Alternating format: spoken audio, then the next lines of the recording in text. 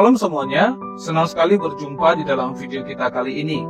Saya berharap teman-teman semuanya selalu berada dalam keadaan yang sehat dan apapun yang teman kerjakan dan rencanakan dijadikan Tuhan berhasil.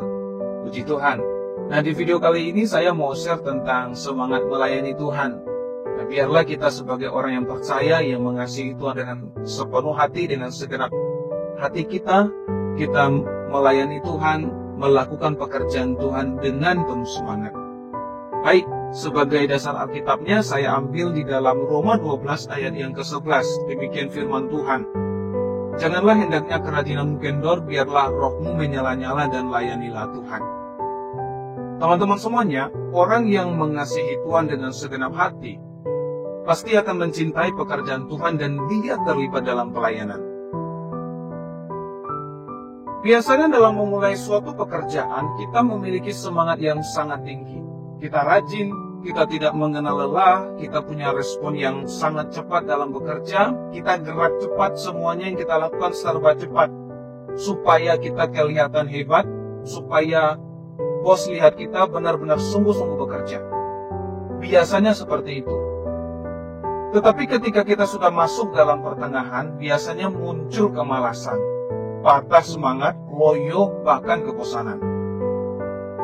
Hal itu juga bisa terjadi dalam pelayanan.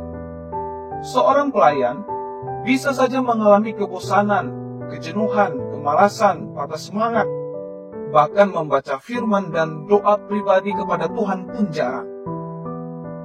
Oleh karena itu kita perlu memperhatikan diri kita. Apakah saat ini kita masih semangat melayani Tuhan, atau kita sudah mulai patah semangat? Nah, beribadah dan melayani Tuhan seharusnya itu merupakan suatu kesukaan, kegembiraan yang hendaknya kita lakukan dengan semangat dan setia kepada Tuhan. Sekalipun ada keadaan yang mencoba untuk menghalangi kita melayani Tuhan dengan semangat. Sebagai orang percaya, kita perlu bersemangat dalam melayani Tuhan. Kesetiaan dan semangat dalam melayani Tuhan hendaknya tidak bergantung kepada orang lain, tidak bergantung kepada keadaan hati kita pada waktu senang atau tidak senang. Tidak boleh bergantung pada keadaan kita. Tidak boleh juga bergantung pada fasilitas.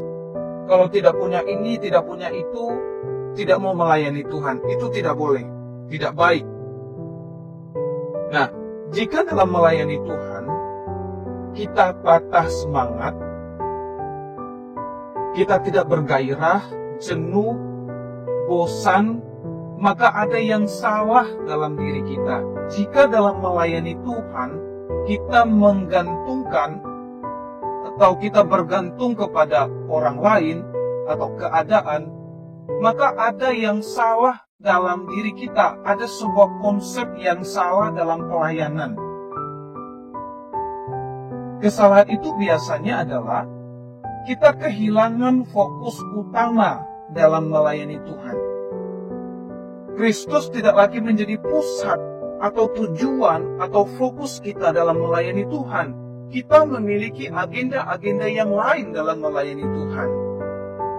Hal ini dapat membuat kerajinan kita kendor dalam melayani Tuhan.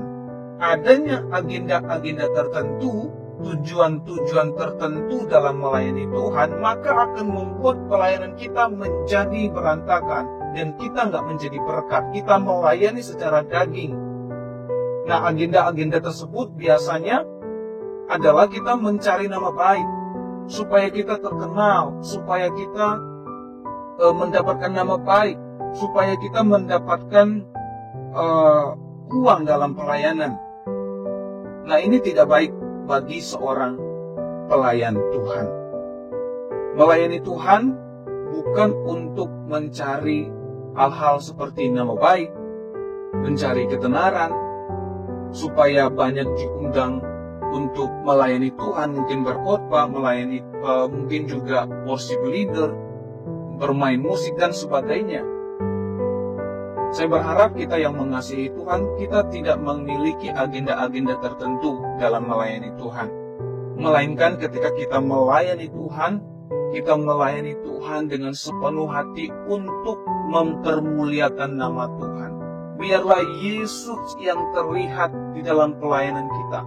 Sebagaimana di dalam Yohanes 3 ayat 30, Yohanes Pembaptis mengatakan, "Ia harus makin besar, tetapi aku harus makin kecil." Demikianlah kita hendaknya sebagai orang percaya yang melayani Tuhan. Biarlah Tuhan yang nampak dalam pelayanan kita. Nah, oleh sebab itu, kembalilah pada fokus utama kita dalam melayani Tuhan, yaitu Tuhan Yesus Kristus harus menjadi pusat, tujuan, sentral, fokus kita dalam melayani Tuhan. Tidak boleh ada yang lain. Kemudian, peliharalah hubungan pribadi dengan Tuhan. Membaca firman, doa, berpuasa, dan disiplin-disiplin rohani yang lainnya, lakukanlah. Supaya apa? Pelayanan kita tidak menjadi pelayan yang kosong. Pelayanan kita tidak menjadi pelayan yang hampa. Biasanya pelayanan yang kita lakukan kita merasa kosong, hampa, karena kita tidak memiliki hubungan yang dekat dengan Tuhan. Firman Tuhan tadi mengatakan, tetapi biarlah rohmu menyala-nyala. Kita punya semangat melayani Tuhan. Karena apa? Kita memiliki hubungan pribadi dengan Tuhan. Kita mengerti bahwa yang kita sembah, yang kita layani adalah Tuhan yang luar biasa. Dia Tuhan di atas segala Tuhan. Dia Raja di atas segala Raja. Dia pencipta dunia ini.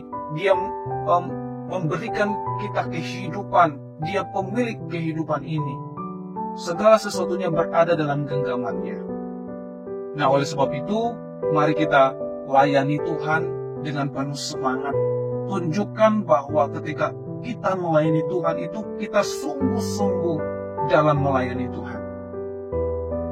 Oleh sebab itu, sekali lagi teman-teman semuanya, mari kita lakukan pelayanan itu dengan semangat. Saya percaya Tuhan akan nyatakan kuasa-Nya. Tuhan akan nyatakan pertolongannya kepada kita. Tuhan akan nyatakan mujizat-Nya dalam kehidupan kita. Dan Tuhan sendiri yang akan membuat pelayanan kita bertumbuh dan semua kita akan menjadi berkat. Puji Tuhan. Baik, sampai jumpa di dalam video kita selanjutnya. Tuhan Yesus memberkati.